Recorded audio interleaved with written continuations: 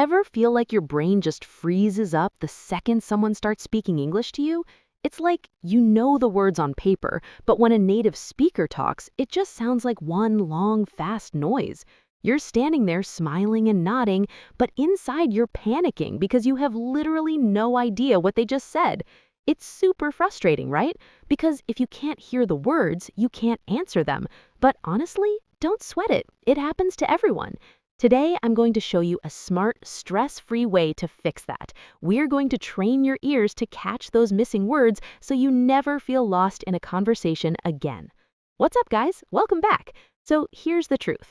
When listening is hard, speaking feels impossible. You get nervous, you stutter, and you lose confidence. But the fix isn't just listening to random stuff, it's about active listening. A lot of people think they just need more daily English conversation practice, playing in the background while they do other stuff. But that doesn't really work if your brain isn't engaged. Today, we're going to do something different. I'm going to walk you through some real-life situations, like chatting in the morning, cooking dinner, shopping, and even a job interview. I'm going to be the narrator here. I'll break down the conversations and we're going to play a game. I'll leave some blanks in the story and I want you to guess the word before I tell you. It's like a puzzle for your ears. By the end of this, you won't just learn new words, you'll actually remember them because we're using them in context. So get comfortable, maybe grab a coffee, and let's dive into the first scenario. Part 1, the morning rush. Fill in the blank. All right, let's picture a typical morning. We have two friends, Ben and Anna. They're at work, maybe standing near the coffee machine. Ben sees Anna and says, "Good morning, you're up early." Anna says she woke up early because she slept very what last night? If you guessed badly or poorly, you're close, but she actually says the opposite. She says, "I slept very well last night." Why? Because she's energetic. But Ben, he looks tired. He admits, "I stayed up late watching a movie." So Anna offers him something. She says, "I just made a fresh cup." A fresh cup of what? Coffee, obviously. In the US, we love saying a fresh pot or a fresh cup. It just sounds more appealing than new. Ben takes the coffee because, let's be real, who functions without coffee, and asks her about food. He asks, "What do you have for breakfast?" Simple, right? But pay attention to the preposition. We say for breakfast, not at breakfast. Anna is being healthy. She's having cereal and fruit. Ben is on that toast and eggs grind. Then the conversation shifts to plans after work. Anna is going to the supermarket to cook dinner. Ben wants to join in. He says, "Let's do it together." Anna thinks that's a great idea. She says, "Nice, we can make something delicious." Note that word. You could say good or yummy, but delicious is just a stronger, better word to use when you're excited about food. They agree to meet up after work. Ben finishes at 6, Anna finishes at 5:30. She agrees to wait for him. But before they leave to start their workday, Ben says something important about the kitchen. He says, "Let's clear the table together," or maybe clean? Actually, the phrase we're looking for here is set or clear. In this context, they are leaving, so they want to clear the table. But later, when they cook, they will set the table. See how that works? You have to listen to the time of the action. Part 2, the family dinner. Context clues. Okay, shift gears. Now we're in a family home, a mom and her son Mike. This is super common English listening practice because family talk is very casual. The mom says, "I am very hungry." And she asks, "What are we having for dinner?" The dad, or maybe the mom, replies they are having spaghetti, salad, and steak. That sounds amazing. The mom asks Mike for help. She says, "Please put the plates, forks, and spoons on the dining table." Remember earlier? This is called setting the table. It's a dedicated phrase. You don't say, "Put the things on the table." You say, "Set the table." Mike is a good kid. He agrees. But he asks, "Where are the napkins?" Mom says, "In the cupboard." Then things get a little emotional. Not sad emotional, but cooking emotional. They're making sauce. Mom says, "We just need to chop 2 small onions." And then drama. She starts crying. Why? Because onions make you cry. Mike says, "No one can make me cry, but this did." It's a joke, obviously. Mom comforts him, saying, "Don't cry, baby." Then Mike asks for a drink. "Do we have any juice?" Mom says, "No, just water today. I will buy orange juice tomorrow." Mike is chill about it. He goes to get water. Mom tells him to wait 10 minutes because dinner is almost done. Mike gets excited. He says, "Yay, I can't wait to taste the pasta and steak." Or maybe eat. Both work, but taste emphasizes the flavor. Did you catch those missing words? Hungry, table, chop, taste. These are essentials for any kitchen conversation. Part 3, the shopping trip. Selecting the missing word. All right, let's move to a scenario everyone deals with. Shopping. You're in a clothing store. You see something you like. How do you talk to the staff? Imagine you walk in and say, "Excuse me, I'm looking for a white shirt with long sleeves on the mannequin."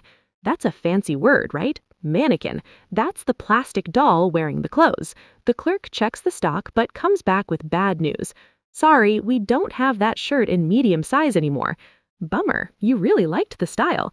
So you ask, "Is there anything similar?" The clerk is helpful. She shows you another shirt. She says, "This shirt has a similar look and very soft fabric."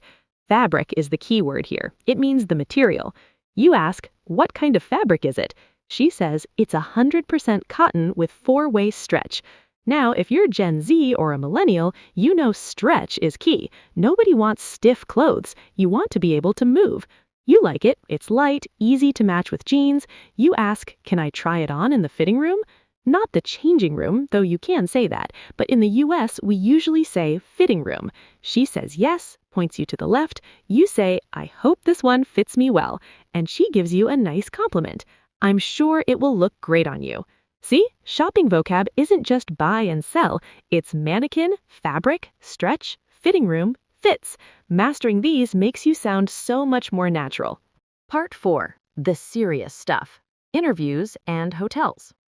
Okay, we're in the home stretch. Let's level up. These are slightly more formal situations. Situation A, the job interview. This is Alice. She's 22, fresh out of college. She's at a clothing store interview. The manager asks, "Tell me about yourself." Alice says, "I graduated last month. My major is marketing." The manager asks why she wants to work there. Alice says she loves fashion and helping people. Then the big question, do you have any experience? Alice says, "Yes, I worked at a small cafe. I helped customers and worked fast." The manager asks if she is hardworking. Alice says, "Yes, I am very energetic and I can work for many hours." Energetic is a great word for an interview. It's better than just saying, "I am active." Finally, Alice asks a smart question. What is the uniform for the staff? The manager says, "Black shirt, blue jeans." Simple. Situation B, the hotel check-in. Now meet David. He's traveling. He walks into the Sunshine Hotel. Receptionist, "Can I have your name and ID?" David, "Here is my card and my booking paper."